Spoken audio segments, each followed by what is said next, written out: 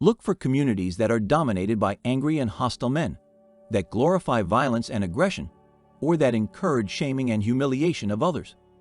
If you see any of these red flags, it's best to stay away. 2. Beware of judgmental rhetoric. Many of the communities in the manosphere are rife with judgmental rhetoric, and it can be easy to get caught up in it. Remember that misogyny is the hatred of women, and any rhetoric that promotes it is harmful and dangerous. If you come across any judgmental language, the manosphere is a term that refers to a collection of websites, blogs, and online communities that focus on men's issues and interests. The manosphere is often seen as a response to the perceived feminization of society, and many of the issues that are discussed within the manosphere are in reaction to this.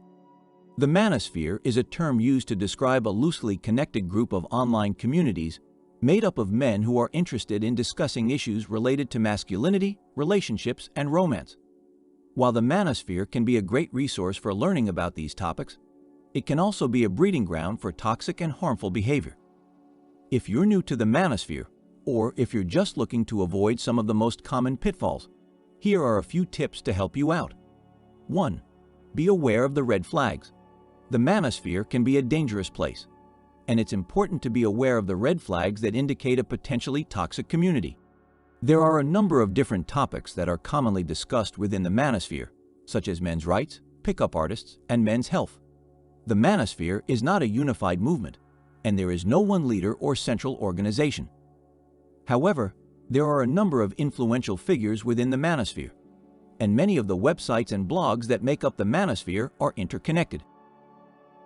The manosphere can be a controversial and polarizing topic, and there are a number of different opinions on it.